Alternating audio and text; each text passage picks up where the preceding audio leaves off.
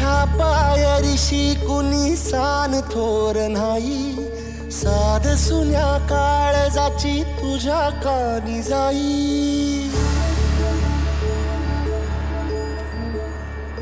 हे तरी देवा सरना ह्यो भोग कशा पायी, हरवली वाट दिशा अंधारल्या धाई. ववाळूनी उधळतो जीव माय बापा,